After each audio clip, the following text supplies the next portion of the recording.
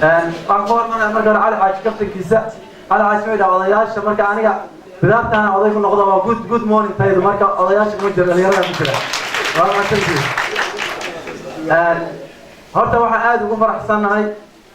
وحكوا الله يا حافظك أرمها أرضها وملاحظ أي جوكته أيها عليك أنا أقول الله والله قمنا لكن كلمة اللي يصير وحن وقم علنا يا ربان على ملاحظ الجامعات مامورك جود معلمين تا iyo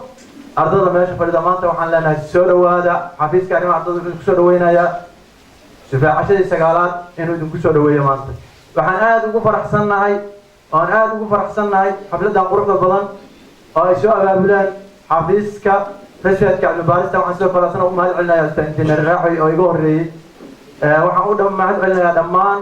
inta xafladan micnaha u yeelaysa hadday noqoto miidiyaha macallimiinta بانالك مامولك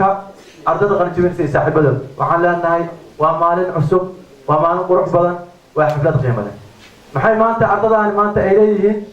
محل أردت قنجبين سي ما أنت وحي يوقف فرصة بدنين ويوقف فرحة بدنين صدح فرحات أواوين وتهم ما طلب لي آيتها قلت وأمدا وحان سوق بي ما أنت عيد ونقول ويد وحكرتها عن ورقة جرنا أسبوع الحرية صوماليا هنولاتها وأتوقع كنت يتدور جوري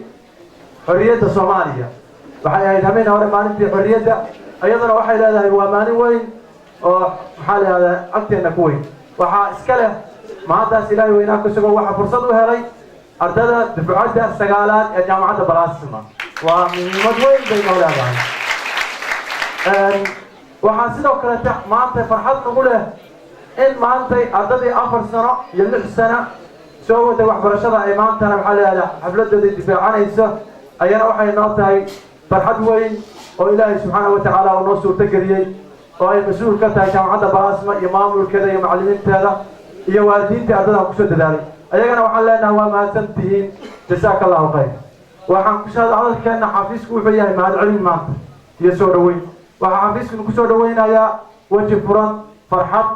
iyo in abuukiina ku difaacataan si sharaf iyo xushmad iyo karaamo ku jirto wuxuu sidoo kale xafiisku ku sii dhaweynayaa in suuqa ka muuqan doontaan idinkoo ka muuqan doona sanadka cusub ardada ku biiri doonta suuqa shaqada ayana waxaan idin rajaynaynaa inaad noqotaan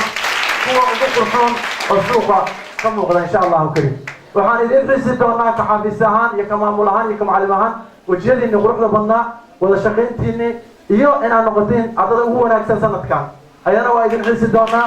waa ku mahadsantihiin waxaan leenahay Soomaaliya ha noolaato ardada Balaasma guulaysato Balaasma iyo macallimiinta iyo maamulkeeda ku noqdo. Assalaamu calaykum waraxmatullaahi wabarakaatuh.